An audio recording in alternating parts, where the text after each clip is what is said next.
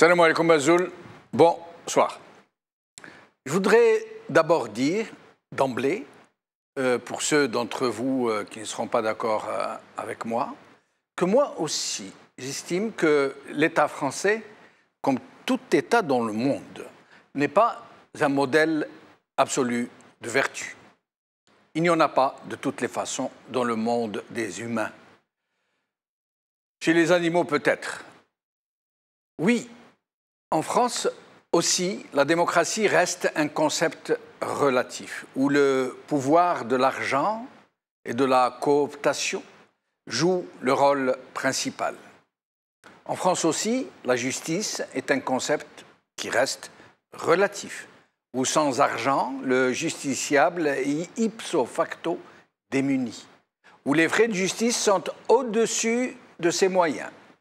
En France aussi, le favoritisme, la discrimination, la manipulation de l'opinion publique, l'impunité relative pour les puissants ne sont pas des vues de l'esprit seulement.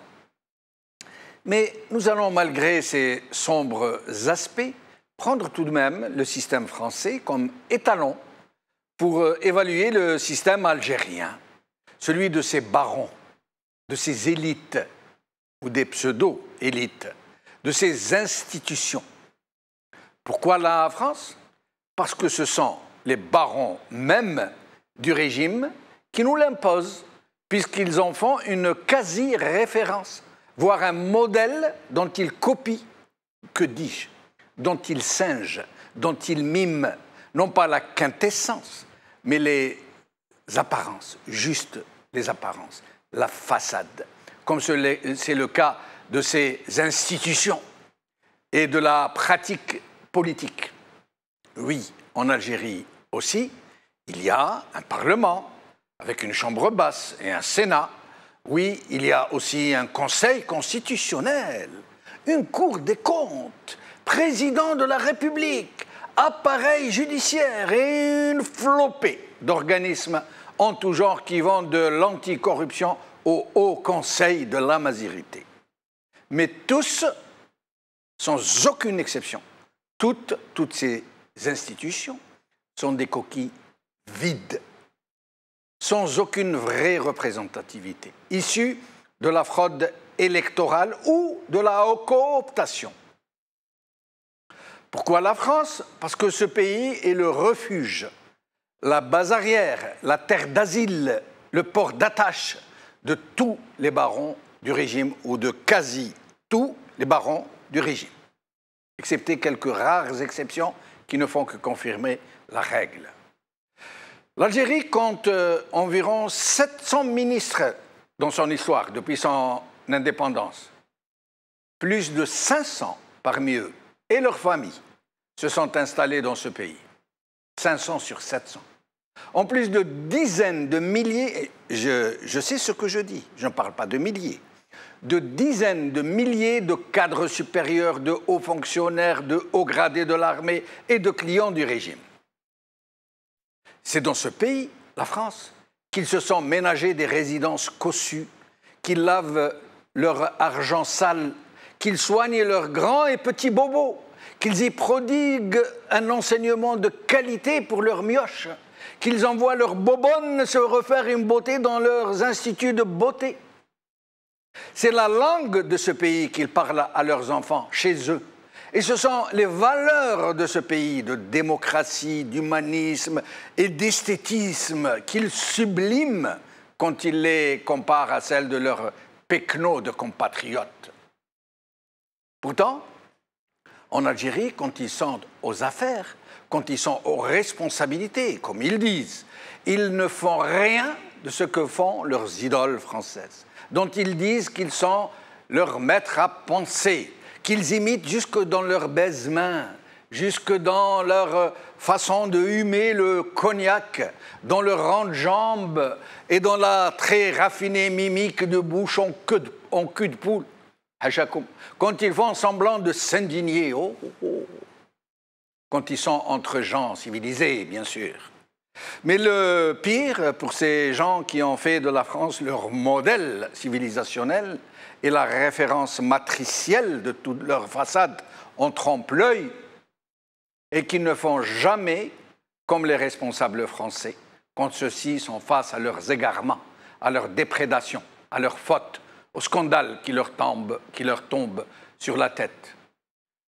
Voyez quelques-uns de ces scandales, ceux qui ont été reprochés à Mitterrand, Chirac, Strauss-Kahn, Cahuzac, Sarkozy, Fillon et des dizaines d'autres, dont la dernière en date est celle d'Alexandre Benalla. Dans toutes ces affaires, même si elles n'ont pas connu les conclusions qui s'imposaient, ont néanmoins été traitées de façon publique, sans que les responsables aient pu se dérober. Dans toutes ces affaires et d'autres encore, les responsables politiques ont dû faire face à leurs responsabilités, répondre aux interpellations qui leur étaient adressées, répondre aux convocations des juges, fournir des explications, accepter de passer dans des émissions télévisées et même en justice. Et même si tous n'ont pas dû démissionner, même s'il y en a eu, même s'ils ont joui de traitements de faveur, même si une certaine presse a mis un bémol pour ne pas les accabler, il n'en demeure pas moins que dans ce modèle, dans cet archétype de nos dirigeants, les responsables font face à leurs responsabilités et n'ont pas d'autre choix que d'affronter l'opinion publique, de répondre à la justice de leur pays.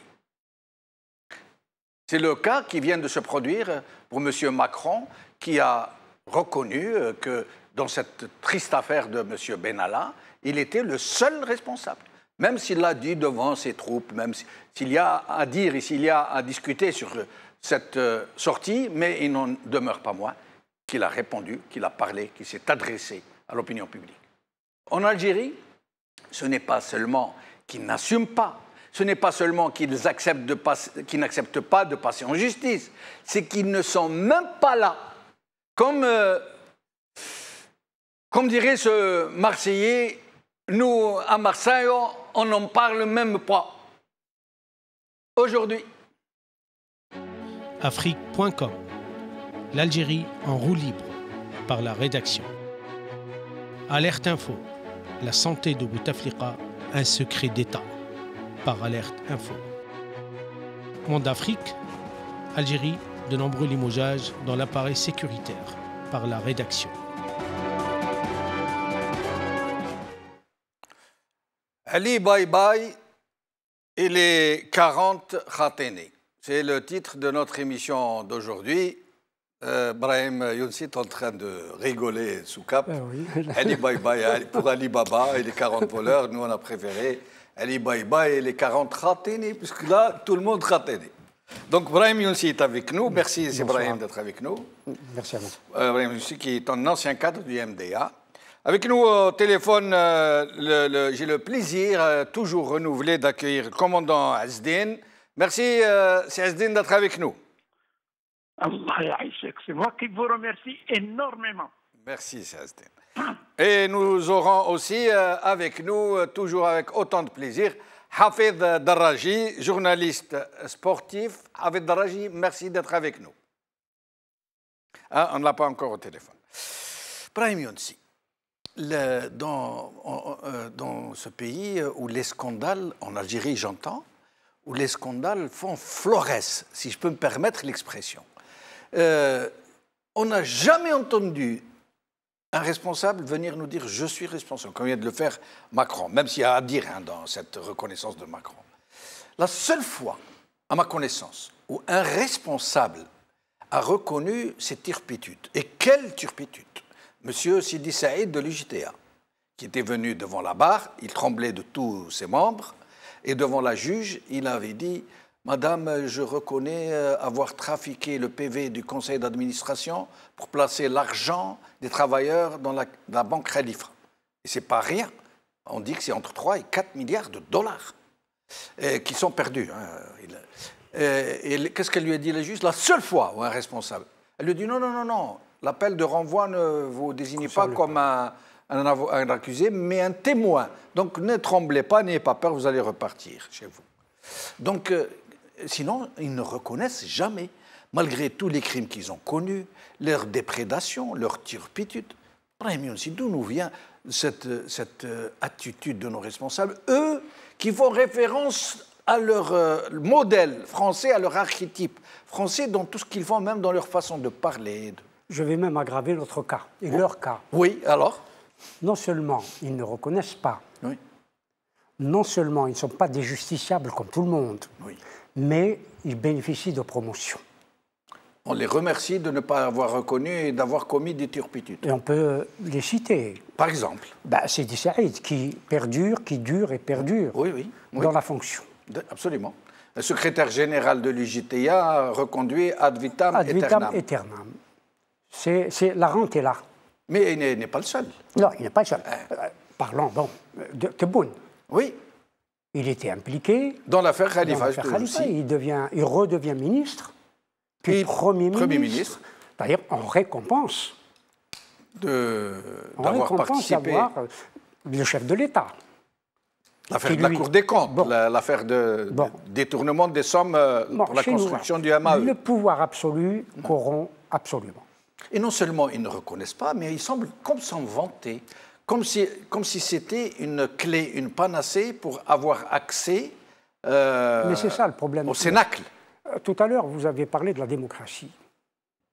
La démocratie n'est qu'un moyen de gestion. Bien sûr qu'elle est imparfaite, et souvenez-vous... C'est le moins mauvais des systèmes, comme Churchill. On dit. Oui. J'allais citer ça. J'allais citer Churchill. Oui, c'est lui qui a dit ça. C'est Churchill. La démocratie est le moins mauvais des systèmes politiques. Le moins mauvais des systèmes. Bon. Et c'est vrai que c'est le moins mauvais des systèmes. Oui, jusqu'à preuve du contraire. Toujours des cas. Mais le problème, c'est que dans des pays comme la France, il y a un pouvoir, mais il y a des contre-pouvoirs. Exact. Et nous le voyons dans cette affaire Benalla. Nous le voyons, qu'il y a des contre-pouvoirs. Ça veut dire, malgré les privilèges accordés à un homme... Il y a une Cour des comptes qui contrôle la gestion du pouvoir, de la présidence et des ministères. Il y a la justice.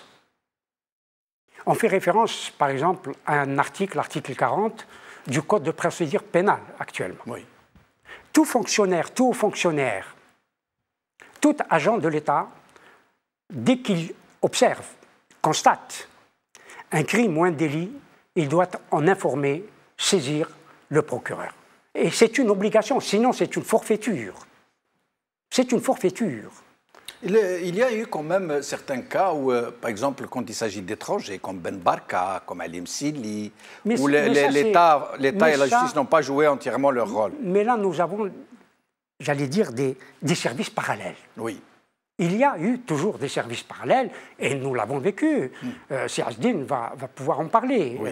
Sur ces services parallèles, durant la lutte de libération nationale, notamment en 1958, avec le SAC, avec les barbouzes, ce que l'on appelait les barbouzes, etc. C'est-à-dire qu'il y a toujours eu des services parallèles. Et nous avons encore aujourd'hui, dans notre pays, des services parallèles qui agissent, qui manipulent, qui sont un peu en roue libre. Absolument, sans être des fonctionnaires. Justement, nous allons parler de ça, et CSD est avec nous. Mais allez-y, poursuivez. Ce que je veux dire, c'est que chez nous, c'est une tradition d'affaires non résolues, si j'ose dire, mais plus grave que cela, où les assassins, pour beaucoup d'entre eux sont morts, sont remontés plus loin, mais depuis l'affaire Aben, depuis l'affaire Aben, jusqu'à l'affaire Tamalt. Oui, exactement.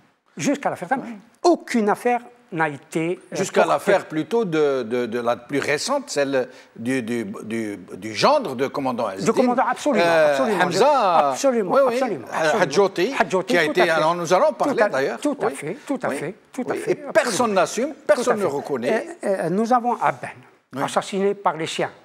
Aucune enquête n'a été ouverte. Au contraire, El Moujed a publié un article, Abba Ramdan a tombé au champ d'honneur lors d'une... L'affaire Khidr, rien. L'affaire Krim, l'affaire Messili, les tueries massives de 88, les tueries des années 90, etc. Plein d'affaires, toutes les fraudes électorales. Nous avons parlé de la France. En Allemagne, pour ne citer qu'il y a des pays comme l'Allemagne, 2 chanceliers sont tombés. 2 chanceliers, l'un Willy Brandt, parce qu'il a assumé, parce qu'il avait un collaborateur qui espionnait au profit de la République démocratique allemande, Günther Guillaume, le chancelier Willy Brandt a démissionné. Et nous avons l'affaire des caisses noires de la CDU. Helmut Kohl a été contraint à la démission et il est parti. D'ailleurs, Mme Merkel l'avait enfoncé parce qu'elle était membre de la CDU pour prendre sa place. Mais néanmoins, il a été obligé de partir. Aux États-Unis, l'affaire Watergate qui est devenue une référence, où on a fait jouer l'empêchement. Richard Nixon a été obligé de partir. Bill Clinton, l'affaire Lewinsky, il a été... Bon, Dominique Strauss-Kahn, pour ce qui est de la France, comment il s'appelle, Fillon, qui était candidat privilégié. Mais le problème de Bill Clinton, c'est qu'effectivement, il avait une majorité démocrate au Congrès qui n'a pas voté l'empêchement. Mais quand il a quitté le pouvoir après 2 mandats, le procureur l'a poursuivi. Absolument. Il l'a poursuivi. Bon, il y a eu un accord entre eux, il a payé de l'argent, il devait... Il a dû faire face à l'opinion publique, face à la justice. Etc. Mais en tout cas, il a été Brahim poursuivi. Des cas comme ça, pour des broutilles, comparés à l'Algérie, ce sont des broutilles, des petites affaires de mœurs, des petites affaires de caméras invisibles, de farfouillage dans les archives. En France, il y a eu d'autres Alors que chez nous, j'ai noté quelques affaires comme ça et je n'ai pas pris les plus importantes. Regardez. Tout le monde parle en France, historiquement, sur le plan d'histoire, parce que ça date des années 30, l'affaire Stavisky. Oui. Mais encore aujourd'hui, ça reste une référence. Comme quoi? Stavisky, qui était un patron de théâtre et qui a détourné 200 millions de francs. Mais qui était l'ami de tous les grands pontes du chef du gouvernement. L'escroc mondain. De Camille Chotan. Et Camille Chotan, chef du gouvernement, a été obligé de démissionner. Et puis, Daladier le remplace. Et Daladier tombe sur la même affaire, parce qu'il y a eu des manifestations, il y a eu des morts, place de la Concorde. Une quinzaine de morts, place de la Concorde. Et Daladier est obligé de partir, contraire à la démission. Alors que chez nous, et nous allons revenir sur ces affaires. Non, c'est-à-dire quand vous avez de la démocratie, une démocratie où il y a les institutions qui jouent le contre-pouvoir, on ne peut pas y échapper. Il n'y a pas d'impunité systémique. Et on le voit dans cette affaire où tous les hauts fonctionnaires sont en train de passer devant aussi bien la chambre basse que la chambre haute. Comme dans une école où on passe à l'interrogatoire de la maîtresse. Qu'est-ce que vous avez fait? Qu'est-ce que vous avez dit? Et ils répondent, tous ministres qu'ils sont, tous directeurs du cabinet qu'ils sont. Alors, regardez, chez nous, quelques affaires pour lesquelles personne n'a répondu. Et ce sont des scandales tous plus énormes les uns que les autres.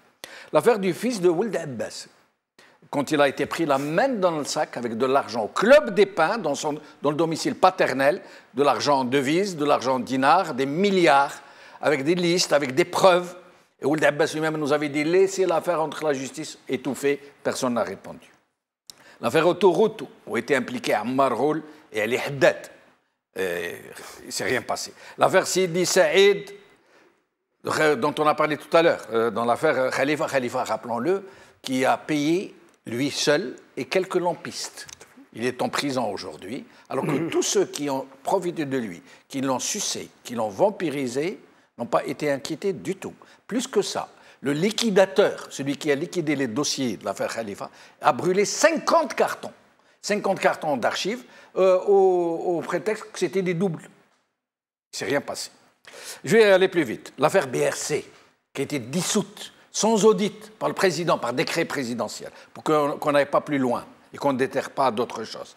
L'affaire Tamalt, qui a fini par la mort du journaliste. L'affaire du gendre de commandant Azdin Hadjouti Hamza, dont nous allons parler avec le commandant. L'affaire des limogeages qui ont lieu en ce moment même, dont on ne sait rien. Personne ne vient, ne dit, n'assume. Voilà pourquoi on a fait ceci. L'affaire des médecins résidents, ce sont des milliers de médecins résidents qui ont été littéralement évacués, neutralisés, réduits au silence. L'affaire du crash de l'avion militaire qui a fait 250 morts, sans que personne ne vienne nous dire ce qui s'est passé. L'affaire du limogeage de Tebboune, qui reste obscure. L'affaire Air Algérie, sauf dès quand je dis l'affaire Air Algérie, ce sont les affaires Air Algérie. Rien du tout. L'affaire de la nomination du ministre du Tourisme, vous vous rappelez? Le gros scandale. On nomme un ministre du Tourisme, on le révoque 24 heures après. Et on le renomme quelques mois plus tard pour 1 heure avant de le je ne sais pas comment on pourrait dire. L'effacer de la liste.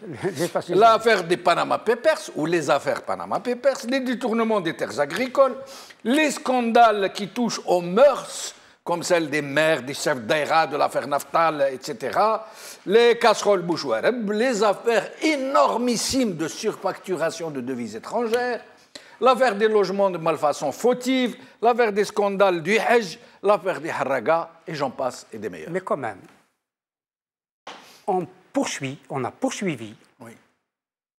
certains. Oui. On a poursuivi certains. Oui. Vous prenez par exemple le pauvre, je dis le pauvre qu'il me pardonne, Benchikou, Mohamed Benchikou. Oui, exactement. Qu'on a pris avec une petite somme d'argent oui. à l'aéroport, oui. condamné à 2 ou 3 ans de prison. C'est même pas un problème d'argent, ce sont des lettres de crédit. Ou des lettres de crédit, oui, peut-être. Oui. Bon. Et, bon. On a fermé son journal. On a fermé son journal, on l'a matraqué, 2 ou 3 ans de prison, alors que je n'ai rien de commun, idéologiquement parlant, avec Mohamed Benchikou. Voilà, quand on veut punir quelqu'un. Quand on veut punir, on punit avec toute la rigueur de la loi. Soit disons de la loi, et on le donne en pâture à l'opinion publique. Restez avec nous, Brahim Younsi. Nous allons voir avec le commandant Esdine. Commandant Esdine, d'abord, cette affaire de votre gendre sur laquelle j'aimerais que nous revenions. Hadjot et Hamza. Je rappelle les circonstances. Il était avec son épouse. Il a été enlevé par une vingtaine de barbouzes, ou je ne sais pas comment on peut les appeler, qui sont présentés comme étant des policiers, mais il s'est avéré que ce n'étaient pas des policiers, mais des éléments des services secrets. Ils l'ont emmené, en le fouillant, plutôt lui a présenté une autorisation de port d'armes en guise de pièce d'identité. Alors ils l'ont fouillé, ils ont trouvé l'arme, ils lui ont pris l'arme, ils l'ont gardé chez eux pendant plusieurs jours. Et ils vous l'ont rendu dans un cercueil plombé avec interdiction d'ouvrir le cercueil pour voir ce qu'il y avait dedans. On ne sait pas comment il est mort. Eux, ils disent qu'il s'est tiré une balle dans le ventre lui-même, alors qu'ils ont pris son arme quasiment devant témoin. Il n'avait plus d'arme au moment où il avait été appréhendé. Et depuis, personne n'a assumé, personne n'est venu communiquer, ni au niveau de la justice, pas de procureur général, pas de procureur, pas de ministre, pas de personnel politique, pas de personnel sécuritaire. Et pire que ça, la presse a été muselée pour ce qui est de cette affaire. Interdiction quasi absolue de parler de cette affaire dans la réalité et dans les dessous. Alors, commandant Esdine, ce monsieur qui est mort, Rabbi Yerhamou, c'est votre gendre, vous, commandant Esdine, grand héros de la révolution algérienne. Alors, qu'en est-il du pauvre citoyen كيف تصرى له اللي ما عندوش كوموندون عز الدين نسيبو مادام نسيب الكوموندون عز الدين يقتلوه ويديروه في الصندوق ويبعثوه للدار ويمنعوا عليكم تحلوا الصندوق ويبعثوا même des femmes des services de sécurité en tenue civile pour surveiller que personne ne s'approche du cercueil et elles sont même permises de prendre des photos des gens présents. Commandant Asdin. Rabbi Aïch Kahamoul Aziz, tu as décrit la situation. Tu sais un mot. Ce jour-là, en me quittant, Hamza, قال لي سي عز الدين أو واحد جاب لي لي زونغيف. alors نتعشاو مع بعض أنت تحب بزاف لي زونغيف. كي نولي من عند بابا من السبيطار 8:30 9 نتعشاو مع بعض. قلت والله يسهل. Il n'avait pas l'intention ni de se suicider. Il avait toujours une arme sur lui. C'est moi-même qui ai fait les démarches et qui l'a amené, enfin, a donné. Et il avait le permis de port d'armes. Dès qu'ils ont sauté sur lui les 20 hommes en civil, en plein hôpital, après 20 heures, ils lui ont demandé tout de suite, ton arme, ton arme, ton arme. Il a donné son arme, ma fille était à côté. Au ben voilà le port d'arme, le permis de port d'arme. Et ils l'ont pris de la part, séquestré. Ils l'ont amené à la caserne de la sécurité militaire. la caserne Antar, dirigée par le général Ntaoum Tartag, assassin. Il a disparu le mercredi après 20 heures, fête jeudi, vendredi, samedi, pour que la gendarmerie de recherche de Bab Alzoun appelle la famille. On était content qu'on a, ça y est, peut-être qu'ils vont libérer. Ils ont été et ils ont demandé des explications, comment ça s'est passé, et à la fin, Ganem, il s'est suicidé. Je sais que ce jour-là, lorsqu'ils l'ont pris, il était en bonne santé. Et il comptait dîner avec moi. Il faisait à peu près 90 kilos, 1,90 m, père de 2 enfants.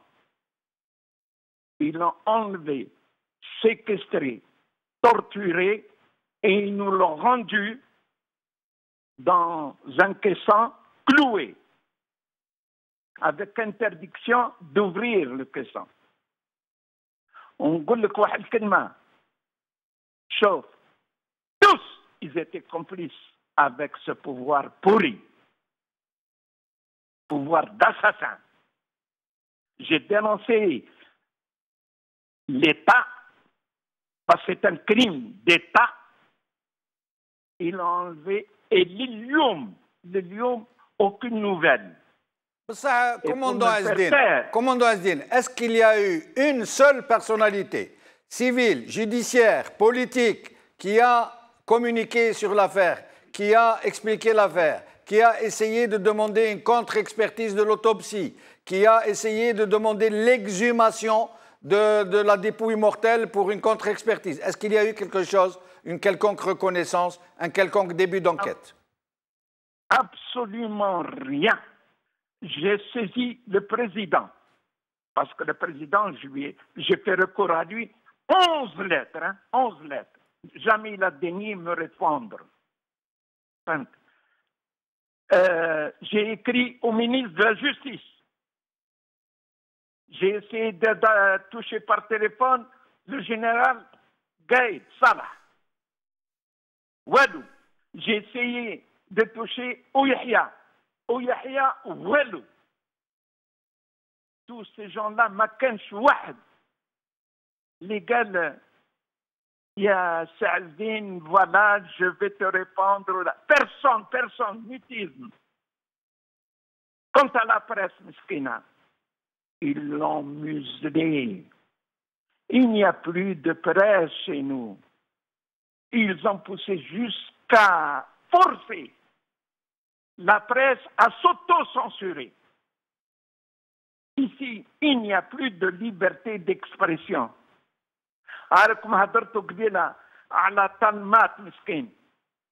Un journaliste qui a répondu à l'invitation de Seled, Premier ministre à l'époque, qui lui avait donné via une autre personne la garantie, elle-même, comme on dit, qui ne serait pas inquiété. Et on sait comment ça a fini. Ça a fini par sa mort dans une prison.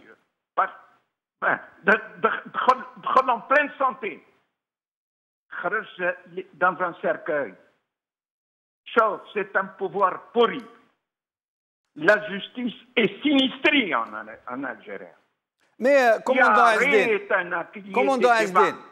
Asdin, comment expliquez-vous, vous, le vieux baroudeur, vous qui avez fait le coup de feu, qui avez été reconnu, y compris par vos ennemis, dont Bijar lui-même, qui vous a rendu un éloge officiel et public, vous, dont des soldats français ont écrit pour reconnaître votre valeur, votre loyauté, votre bravoure.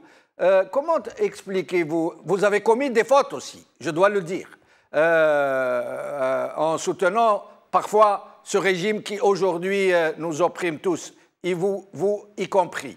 Mais, commandant Azdin, comment expliquez-vous qu'on en soit arrivé là, à un point où il n'y a même pas la plus petite reconnaissance des crimes qui ont été commis, même pas à l'endroit, une reconnaissance ne serait-ce que 250 000 morts, 1 million de malheureux qui ont été torturés, arrêtés, un cortège de malheurs, pas une seule reconnaissance. La seule chose qui a été faite, initiative, a été un verrou, un cadenas, des lèvres scellées sur la bouche des Algériens pour qu'ils ne puissent plus parler de leur malheur passé. C'est la loi sur la réconciliation nationale concoctée par M. Bouteflika et ses amis.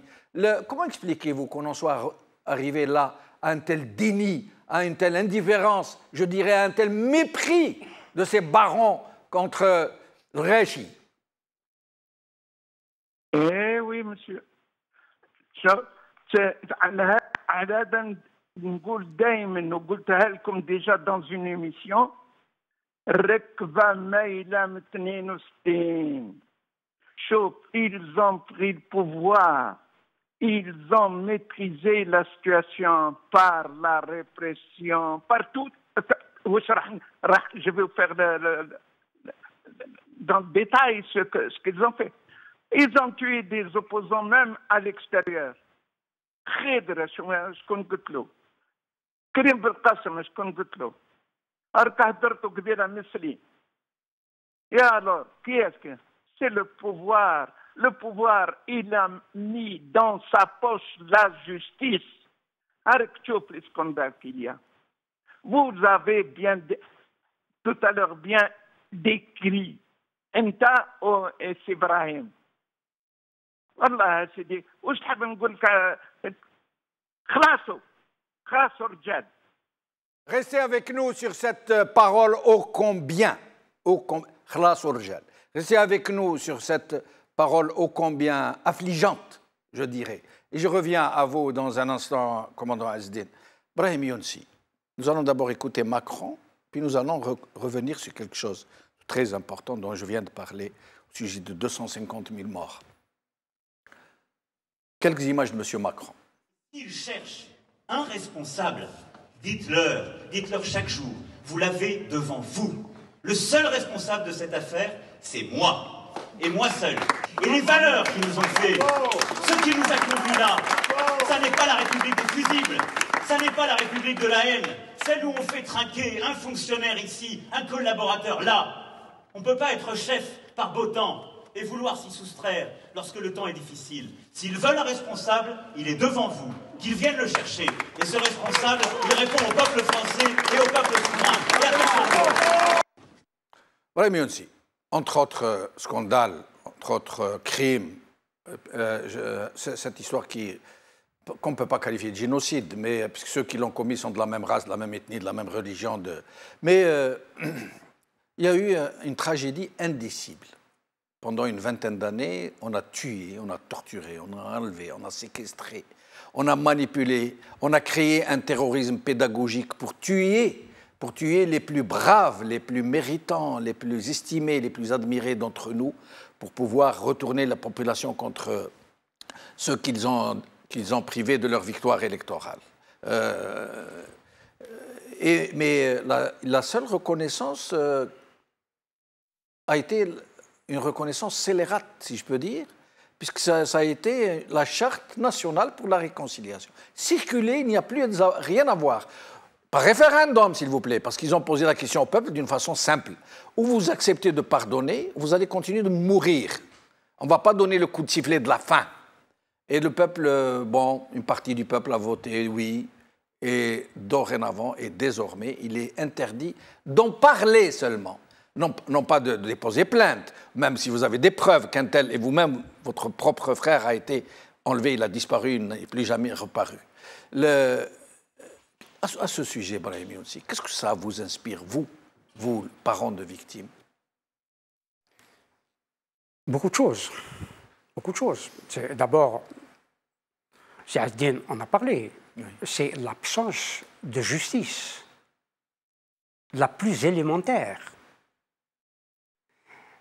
Celle qui doit rechercher les coupables, où qu'ils se trouvent. Où qu'ils se trouvent, merci. où qu'il se trouve. Que ce soit dans le rang des islamistes, que ce soit dans le rang qui leur est opposé. Il n'y a pas de question à se poser à ce sujet. Absolument. Où qu'il se trouve, mais, coupable. Oui. C'est ça la justice. Oui. La justice, c'est celle-là. Oui. Bon, quand le problème est politique, il peut se poser politiquement après avoir fait les enquêtes. La raison pour laquelle, je suis parmi ceux-là, sinon celui. Je dis bien, parmi ceux-là, sinon celui qui a posé la question, qui tue qui? Oui. Le dire, ce n'est pas dédouaner. Et on vous a traité de qui-tu-quiste. Oui, ce n'est pas dédouaner. Ce n'est pas dédouaner. C'est une question légitime. À tout crime, il y a un coupable. Absolument. On doit identifier la victime, mais on doit identifier le criminel, quel qu'il soit. Quel qu'il soit. Et il est légitime de poser une question à savoir qui a tué la personne en question. Je veux savoir qui l'a tué. Oui. Dans quelles conditions. Oui. Comment. Oui. Où. Mais comment osez-vous, Brahim Younsi, osez-vous poser une telle question? Vous savez très bien que ce sont des terroristes et personne d'autre. Bon. Vous n'allez pas accuser les agents honorables de l'État. Vous n'allez pas accuser Tartak. Vous n'allez pas accuser Toufir. Vous n'allez pas accuser Ismaël Ammari. Moi, je les ai accusés. Oui. Et j'ai déposé plainte contre eux devant la Cour pénale internationale. Bon, la plainte n'a pas abouti. Oui. La plainte n'a pas abouti. Pour des raisons, bon, de temporis. Oui. Mais, Saadine a raison. Dans la caserne Antar, et pas seulement celle-là, oui. On a exécuté sommairement. Oui. Des milliers d'Algériens et d'Algériennes. Absolument. Sans qu'aucune enquête n'ait été faite. Beaucoup d'Algériens et d'Algériennes ont disparu à partir de ce lieu. À partir de ce lieu. La torture était systématisée depuis 1988, c'est-à-dire avant même l'émergence de ce mouvement islamiste. Absolument. Des jeunes enfants ont été torturés, castrés. Violés. Oui. C'est extrêmement grave. Aucune enquête n'avait été diligentée. Aucune. Ni même aucune déclaration, ni même aucune... Strictement rien. Si ce n'est de la manipulation. Il faut le dire, que Dieu lui pardonne. On a assumé publiquement le 10 octobre. Assumé publiquement les crimes qui ont été commis. Il les a assumés publiquement. Mais il avait dit qu'il avait été contraint, que... Oui, mais il n'y a pas là-dessus... Il n'a pas fanfaronné, il n'a pas... C'est pas le problème. Oui. Le problème, c'est qu'il les a assumés. Là, peut-être qu'il a pris ses responsabilités. Absolument. Bon, moi, je dirais plutôt ça. Oui, il a pris ses responsabilités. Bon, mais ces responsabilités-là sont lourdes. Absolument. Sont extrêmement lourdes. Absolument. Parce qu'on parle de 500 morts, il y en a plus que ça. C'est peut-être des estropiés, des milliers d'estropiés. Etc. De jeunes garçons et de jeunes filles traumatisés à vie. Absolument. Psychiatriquement suivis jusqu'à aujourd'hui encore, etc. C'est des dégâts de famille, c'est des familles qui ont été décimées à partir d'octobre 88, et même avant. Et même avant. C'est cela le poids d'une justice où il y a une réelle séparation des pouvoirs. Mais d'où vient cette, comment dirais-je, ce déni, cette absence? Ces gens... C'est comme si ce n'était pas eux. Non seulement ils refusent d'assumer, de reconnaître, ils refusent même d'en parler. Symboliquement, en tout cas pour moi, à mes yeux, symboliquement, avec tous les morts, tout le bilan, mais il y a une décision extrêmement grave, à mon sens, à mes yeux. Je l'assume, comme dirait l'autre. C'est la dissolution d'un parti politique. La dissolution d'un parti politique. Qu'il y ait dans un parti quelconque, et il y en a eu, et il y en a dans ce pays-là où nous sommes, et dans d'autres pays, qui commettent des délits, voire des crimes. Mais on peut dissoudre une ligue, on peut dissoudre un parti, mais on ne dissout pas les hommes politiques, les politiques. Le PPA avait été dissous. Même Sali a recréé ou créé le MTLD. On n'a pas dit, là on a dit c'est ton parti, tu n'as plus le droit de créer un autre parti politique. Comment est-ce qu'on peut dissoudre, si j'ose dire, des droits inaliénables d'un Algérien, quel qu'il soit? Comment, Brahim Younsi, comment... Vous savez qu'un crime qui n'est pas je ne dirais pas puni, un crime qui n'est pas mis à jour, dont on ne connaît pas les auteurs, où il n'y a pas de reconnaissance pour les victimes, il va se transmettre, j'allais dire, de gène en gène pendant des générations. Et aujourd'hui, si les Algériens ont ces traumatismes divers dans leur comportement, c'est un peu parce qu'on ne leur a jamais rendu justice au travers des siècles. C'est une longue mémoire que nous charrions de crimes impunis. Les victimes, de quelque bord qu'elles soient, connaissent, les bourreaux connaissent les assassins. Oui. C'est-à-dire que nous allons, si nous ne réglons pas le problème maintenant, nous allons maintenant, il y aura des vendettas, un moment ou un autre. Pourquoi les généraux qui sont encore de ce monde, attendez, pour être impartial, pourquoi les généraux et tous les islamistes qui étaient impliqués dans cette... qu'ils soient innocents ou coupables. De la même manière, tous les généraux ne sont pas coupables de crimes de guerre et de crimes contre l'humanité. Certains ont gardé les mains propres. Pourquoi tous ces gens-là ne vont-ils pas vers une vraie reconnaissance avant de parler de réconciliation? Je rappelle une chose que nous devons rappeler, c'est que les islamistes, les leaders du FIS, et je rappelle encore une fois, même si je ne devrais pas le faire, que je n'ai rien à voir avec le FIS. Je ne suis pas un islamiste. Mais que les leaders du FIS ont reconnu qu'ils ont commis des gaffes et ils ont appelé la justice, une justice impartiale, à les juger. Et ils ont appelé à une enquête impartiale de se faire. Et ils ont dit qu'ils étaient prêts à coopérer. Alors que les généraux, c'est l'inverse. Ils ont dit non, nous ne pouvons plus parler de ça à cause de la charte pour la réconciliation nationale, c'est enterré, oublié. Alors, qu'est-ce qui empêche, en dehors de ce contexte, ces généraux, et après nous demanderons au commandant Asdin, et ces islamistes qui étaient impliqués d'aller vers une vraie initiative, vérité et justice, de reconnaître, que chacun reconnaisse. Vous venez de le dire. Ils sont encore vivants, ces généraux. Oui, vous venez de le dire. Il faut le reconnaître aussi. Oui. Les islamistes, terme générique, ont appelé, n'ont pas cessé d'appeler, depuis fort longtemps, à ce que des enquêtes soient ouvertes. Oui. Il faut ouvrir les enquêtes. La raison pour laquelle il y a des victimes, qui a tué? Oui. Qui a tué cette personne-là, identifiée? Qui l'a tué? Il y a quelqu'un qui l'a tué. Absolument. Il faut faire l'enquête et on saura qui a tué. A fortiori, Brahim Youssi, quand il y a des témoins et des preuves, alors on devrait commencer ne serait-ce que pour ça. Par là. Mais puisqu'il y a des témoins vivants qui ont vu un tel enlever quelqu'un en pleine... Il y a des preuves, il y a eu des photos, il y a eu des matricules de voitures, il y a eu... Je ne vais pas citer Victor Hugo. Oui. Au moment de la Commune, il y a eu des crimes, mais il y a eu des dérapages, exilés, des excès, etc. Ouais. Bon. Pour réconcilier la nation française, il appelait à l'amnistie. Oui. Et il appelait à l'amnistie comme sortie politique. Oui. Et que ceux qui ont été exilés, punis, parce que c'était des vaincus. Oui. Et c'est ça la charte. Oui. Je vous l'ai dit une fois ici, la charte, c'est un rapport de vainqueur à vaincu. Oui. Et que le vaincu se taise. Voilà. À jamais. C'est un rapport de vainqueur à vaincu. Or, s'il y a un vaincu, il prendra sa revanche un moment ou un autre. Le jour où le vainqueur faiblira, le vaincu un moment se ou un lèvera. Autre. Donc, il faut absolument que nous allions dans notre pays. On parle aujourd'hui de consensus. Le consensus, ce n'est pas celui des partis. Ce n'est pas celui des partis. C'est celui, justement, des sigles. Qui se proclament et qui, pompeusement, se qualifient de classe politique. Oui, en effet. Le problème est là. C'est cette, entre guillemets, et avec beaucoup de guillemets, cette classe politique qui pose problème. Un gros problème parce qu'elle croit. Moi, je ne pense pas qu'elle pose un gros problème. Elle pose problème dans la mesure... Elle ne pèse pas le poids qu'on lui prête. Elle ne pèse rien. Elle joue le jeu.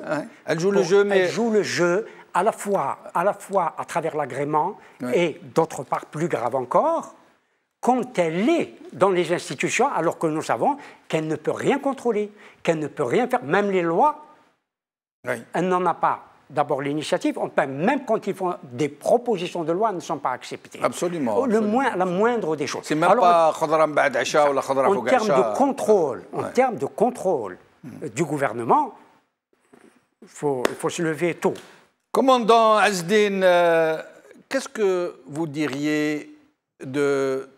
Pourquoi plutôt nos responsables, nos barons, nos parrains, on les appelle comme nos capi di tutti capi, pourquoi ils ne reconnaissent pas leurs crimes? Pourquoi ceux qui ont présidé au DRS aujourd'hui, alors qu'ils ont été écartés et qu'ils ont joué des rôles cruciaux, pourquoi ne viennent-ils pas aujourd'hui vers le peuple lui demander pardon et lui avouer ce qu'ils ont commis? Pourquoi tous ces responsables qui, au prétexte de sauver la République, se sont enrichis en milliards de dollars sur le dos des Algériens et de leur avenir même, pourquoi ne viennent-ils pas aux Algériens dire ce qu'ils ont commis de crimes et de meurtres? Vous savez, la liste est longue, hein? Et tu as qu'à jeter un coup de le rétroviseur internet. Oui. 1962 a débouché sur une crise. Après 7 ans et demi de guerre, 1 million et quelques de morts, il y a eu du sang algérien qui a coulé encore en Algérie. Et dans quelle colonne inscrit ce sang algérien? Wallo. Au mois d'août 62, le sang a coulé à Alger, entre la Yasseb Saadi et la Wilaya 4. Le peuple a manifesté. 7 snin barakat. Les morts qu'il y a eu. Dans quelle colonne? Et qui parle de ces morts-là? Et ça a continué comme ça. Et ce système-là, qui nous a été amené dans les bagages de l'état-major général en Algérie, continue à sévir jusqu'à aujourd'hui. رحم والديك تقول لي شكون اللي هضروا ماتوا اللي هضروا دكاو من الحباس اختنا إليميني هذاك دي بوفوار اختنا سبحان الله سيدي فرحات عباس s'est trouvé en prison Ben Khadda s'est trouvé en prison Khir el-Din s'est trouvé en prison comment t'expliquer? C'est un système de cooptation fait de gens incompétents. Leur souci, c'est s'enrichir le plus rapidement possible. Et nous assistons aujourd'hui à une mafia déraillée en Algérie. Je ne trouve pas de mots pour les qualifier. هل شفتوا في الكوكايين هذا البوشي هذا يا البوشي c'est absolument rien devant ce qu'il y a derrière. Le pays اليوم يا خوتي يا خوتي العزاز يا خوتي. Moi j'ai peur qu'il éclate. Moi j'ai peur qu'il éclate en 4-5 États. Et ça nous prend au nez. Il faut s'en débarrasser. Je sais ce que je dis. Et je sais ce que je risque. J'ai jamais participé avec eux. J'étais au Sénat lorsque la loi est passée. Quelques jours après, j'ai démissionné. Commandant Azdin, vous qui avez eu affaire à ces gens, ils vous ont meurtri, vous ont broyé, vous ont tué votre gendre, commandant Azdin, aujourd'hui, pourquoi n'appelez-vous pas le peuple algérien, celui pour lequel vous vous êtes battu, à vous soutenir et à venir vous aider à lutter contre ces gens? Moi, je vais te dire quelque chose. Moi, j'ai combattu au milieu de ce peuple. J'ai vu des milliers de morts. Hommes, femmes, enfants, ensevelis sous les bombes. 8000 villages rasés. 8000 villages. Ce n'est pas un oradour. 8000 oradours sur glace. Et au lendemain de l'indépendance, du sang algérien a encore coulé. Il y a eu octobre 88 et la décennie qu'ils appellent la décennie rouge, elle est rouge tout le temps. Moi, je suis avare du sang algérien. Je sais qu'est-ce que c'est le sang algérien. Je sais qu'est-ce que c'est que la guerre. Si j'appelle, si je fais un appel, je serai responsable aussi du sang qui coulera. Pas un appel à la violence, commandant Ezdine.